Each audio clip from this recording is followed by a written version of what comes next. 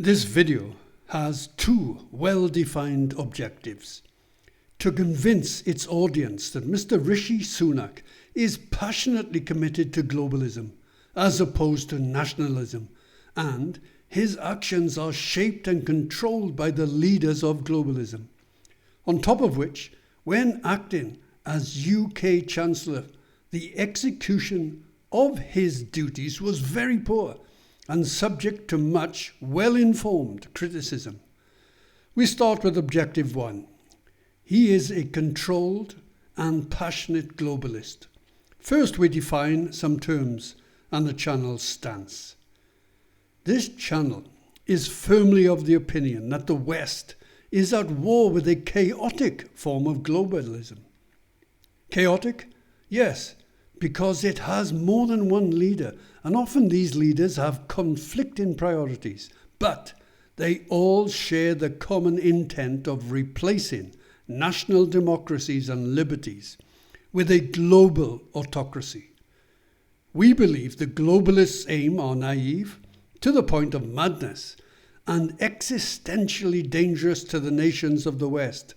But many very inexperienced national politicians believe in the globalist aims, which are often sold as for the common good.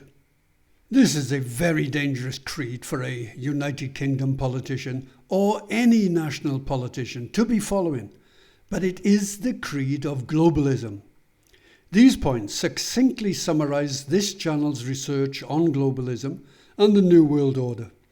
The subject of this video leads us to focus on this statement. Globalists groom and then appoint presidents, prime ministers, chancellors, and even entire governments. A previous video covered how Rishi Sunak was groomed by globalists, made a puppet of the World Economic Forum, and appointed UK Chancellor. We now cover how Mr. Sunak has lived up to his globalist ideals during his time as UK Chancellor. To do so, we need a high-level understanding of the globalist agenda. The globalist agenda is spearheaded by the United Nations Agenda 2030, the Paris Agreement, and Global Net Zero. The Paris Agreement is a legally binding international treaty on climate change that was adopted by 196 parties at COP21 in Paris on December 12, 2015, and entered into force on 4th of November 2016. The Paris Agreement aims to reduce carbon emissions to a net of zero. Both the Paris Agreement and net zero form part of the overall globalist agenda, the United Nations 2030 agenda, which aims to transform our world. So, returning to Mr. Sunak, having been appointed Chancellor, he was now under the control of the leaders of globalism and their intermediary, Klaus Schwab and the World Economic Forum. Schwab had himself been groomed during his stay at Harvard, where he was guided to form the European Management Forum in 1971 by Henry Kissinger, among others. The forum would later be renamed from European to the more globalist World Economic Forum. People often wonder whether it can be true that politicians can be controlled. However, it must be understood that the most common and most effective method used by globalists to control their followers is to groom them over many years so that they become fervent believers in the globalist agenda. Mr. Sunak's globalist beliefs were made evident during his speech at COP26 in November 2021. He particularly addressed the globalist agenda of mobilizing finance.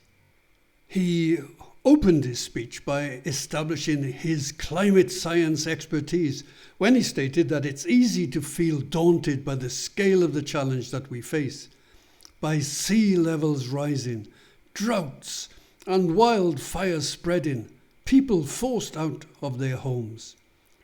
But he said, we are going to deliver the promise made in Paris 6 years ago to direct the world's wealth to protect our planet.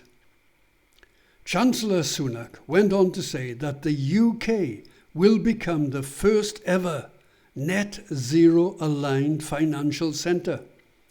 This channel is not quite sure what that means, but Mr. Sunak is clear. It means mandatory obedience to net zero.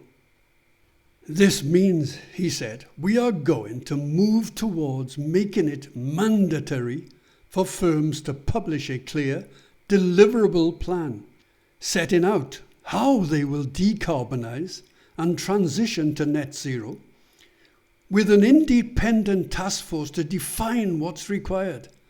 He then goes on to describe the globalisation of finance.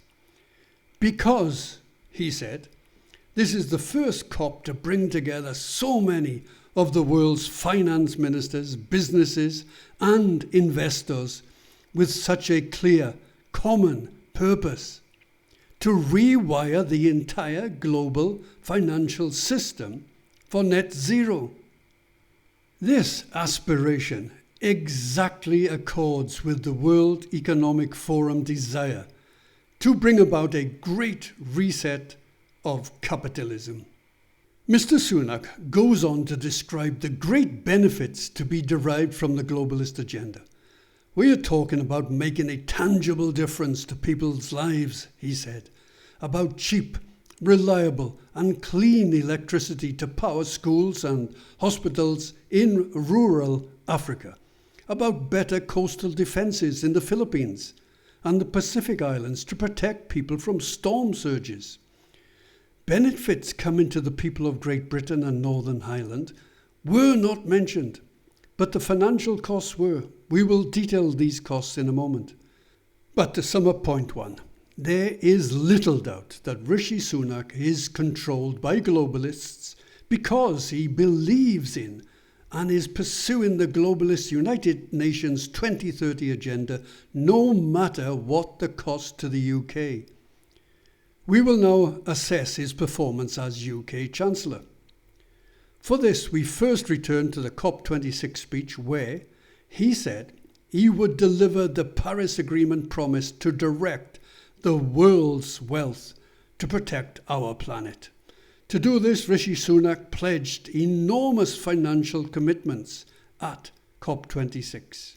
He explained that the IMF are providing a new $650 billion allocation of special drawing rights.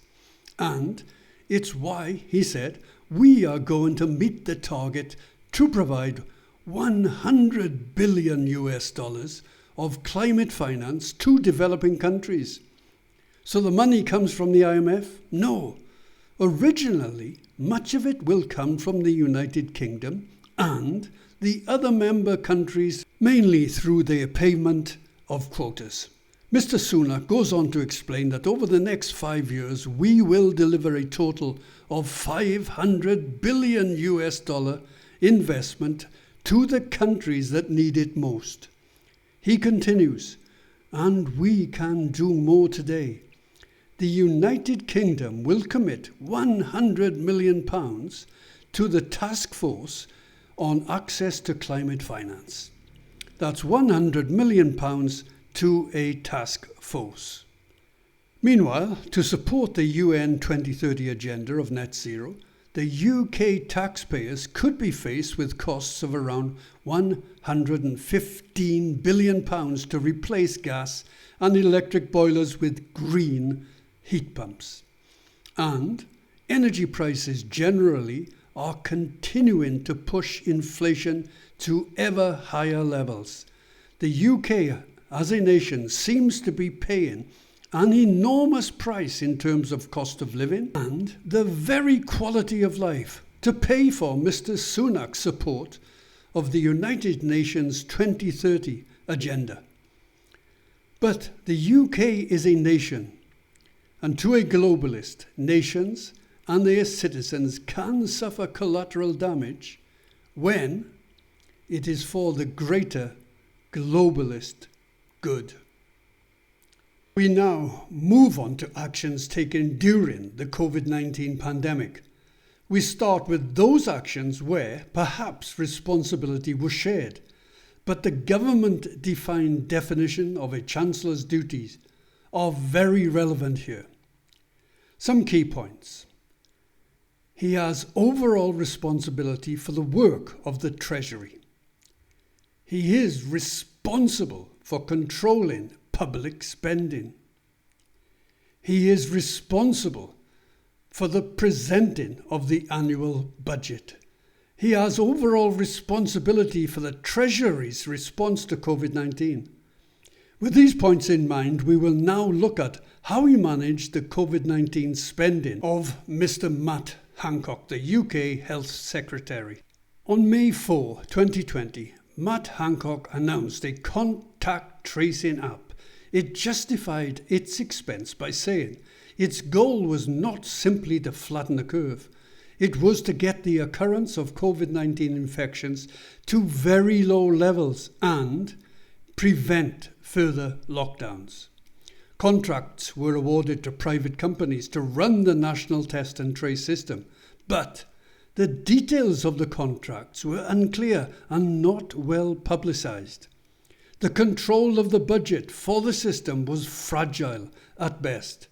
By July 2020, £10 billion of public money had been allocated for the system in England, but more than £9 billion of funding was still unaccounted for. The system failed to deliver its central promise of averting another lockdown and exceeded its original budget of £22 billion by £15 billion, giving a total of £37 billion. This represents an appalling lack of budgetary control. Mr. Sunak was not entirely responsible for this, but it seems Matt Hancock was given a free hand, with little or no scrutiny from the Treasury Department that Mr. Sunak was responsible for. £37 billion had been added to the overall UK budget for which Mr. Sunak was responsible. There were other examples of poor financial control, such as the loss in value of £8.7 billion of the £12.1 billion of PPE purchased in 2020 to 2021. However, we now move on to those actions taken during the COVID-19 pandemic for which Rishi Sunak held sole responsibility. March 2020, the Chancellor announced the Coronavirus Job Retention Scheme. Her Majesty's Revenue and Customs would cover 80% of a furloughed employee's wages up to £2,500 per month. This action drew a pat on the back from the World Economic Forum. But the scheme proved much more costly than originally estimated. It was planned to end in May 2020, but actually ended on September 30, 2021, by which time the original budget had ballooned to £70 billion. And there were more problems associated with a lack of control. Around £5.2 billion was lost to fraudsters who had eagerly taken advantage of the poor risk and operational management of the scheme. And there was the new loan scheme to help Britain's small businesses with applications for loans of between £2,000 and £50,000. This scheme was just like the furlough scheme. It suffered from very poor risk and operational management.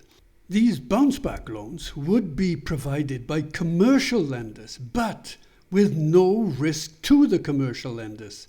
There was, however, high risk to the UK taxpayer.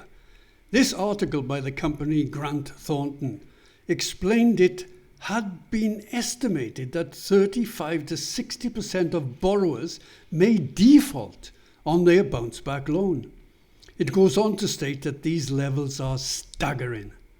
The risk to the UK taxpayer comes about because the government guarantee means bounce-back loan scheme lenders are not taking the credit risk themselves on these failed loans. It was therefore well known upfront by experts that the bounce-back loan scheme was high risk to the UK taxpayer. And what was forecast by the experts came about. The UK citizens suffered enormous damage as the Department for Business estimated the bounce-back loan scheme could cost the taxpayer £27 billion in fraud or credit losses.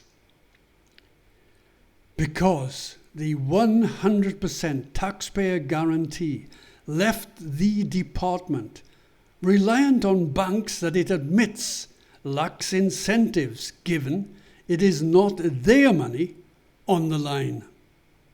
Reviewing these schemes, one is left strongly with the impression that Rishi Sunak might be full of bright ideas, but he is simply wet behind the ears, which the Oxford Dictionary defines as lacking experience, immature. It provides a nice example of the use of this phrase. He's a nice young fellow, but a bit wet behind the ears. It's not clear whether Lord Agnew would agree with the nice young fellow description, for Lord Agnew quit his role as Treasury Minister and called oversight of the COVID-19 schemes nothing less than woeful. The peer stated that the Treasury, for which Mr. Sunak was responsible, appears to have no knowledge or little interest in the consequences of fraud to our economy or our society. He added that a mix of arrogance, indolence and ignorance freezes the government machine. We will leave the COVID-19 response at this point and wrap up with a look at the UK economy under Chancellor Sunak. In its forecasts, published 23 March 2022, the Office for Budget Responsibility forecast CPI inflation to peak at 8.7% in Q4 2022 and be above 7% in each quarter from Q2 2022 to Q1 2023. This is much higher than the peak of 4.4% that was forecast in October 2021. This backs up Lord Agnew's point that the Treasury, reporting to Chancellor Sunak, appears to have no knowledge or little interest in the consequences of fraud to our economy or our society. Similarly, for the fiscal year 2022-23, the OBR forecasts CPI inflation to average 8%. More than double its previous forecast of 3.7%. Moving forward to June 2022, the interest bill for UK's 2.4 trillion debt mountain more than doubled to 19.4 billion, while borrowing in June 2022 was the second highest on record. So, while we may be tempted to think of Mr. Sunak as a nice young fellow, but a bit wet behind the ears, it is an inescapable conclusion that he was an incompetent Chancellor. But over and above that, he is a committed, idealistic globalist that has no knowledge or little interest in the consequences of his policies to the UK economy or and, very importantly, to the United Kingdom society. Because the UK is a nation, and to a globalist, nations and their citizens can suffer collateral damage when it is for the greater globalist good.